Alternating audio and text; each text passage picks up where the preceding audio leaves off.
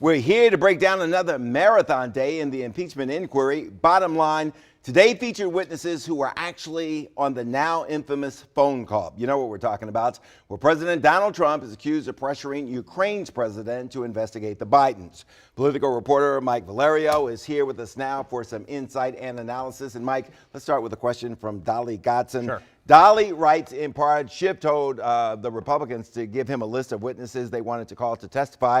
The Republicans did. They came up with a list. So she wants to know, where are the witnesses? Mike? The Republican witnesses specifically are still testifying right now. That was something different today that we saw that hasn't happened yet. The Republicans wanted a series of witnesses to come and sort of tell their side of the story. They're still testifying right now, specifically Kurt Volker, who is the top diplomat chosen by the president to help end the war in Ukraine. And then we also have Tim Morrison, who's in charge of European policy for the National Security Council. And bottom line, what you need to know about both of them is that they seem to be conveying this story that Rudy Giuliani was behind the problems right here with that infamous phone call that you just mentioned, not any sort of nefarious purpose on the part of the president. So this is an emerging storyline that we're starting to hear from both of them. You know, before today, the conversation from the Republicans were, well, you don't have anybody who's got firsthand knowledge of this conversation. It's all hearsay. That was knocked down today, right? Yeah, I mean, because we, for the first time, heard two witnesses who we're going to talk about on the other side of a soundbite that we're going to play in the next few seconds. These are two witnesses who the Democrats chose. They were on this phone call, and they said they were highly alarmed by what they heard. And I think we have a soundbite. We have a soundbite that we're going to play. Let's go to the soundbite right now.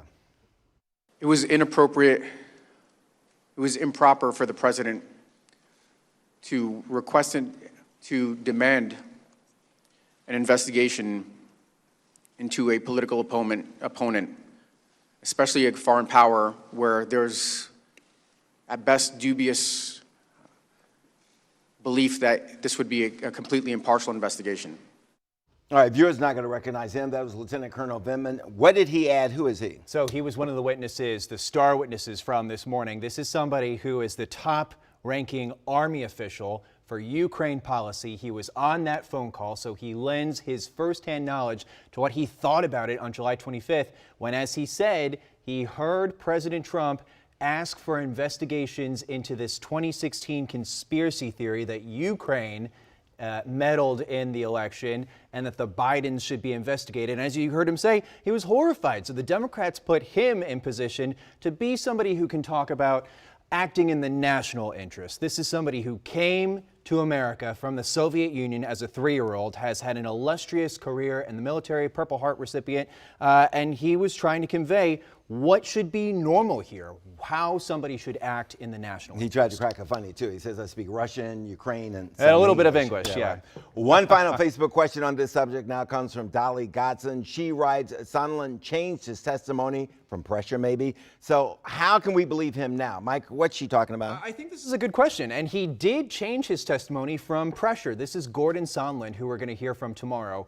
Gordon Sondland is the president's preferred emissary in Ukraine. This is a businessman who gave him more than $1 million for his inauguration. Not a career diplomat. No, and then he just became ambassador to the European Union. So Gordon Sondland had previously said there was never any kind of investigation that needed to happen for Ukraine to get its military aid. And then he said, oops, actually, I did tell Ukraine that they needed to investigate the Bidens to get this critical military aid to fend off Russia. So he had to refine his testimony. He's coming in front of the committee first thing tomorrow morning at 9 a.m.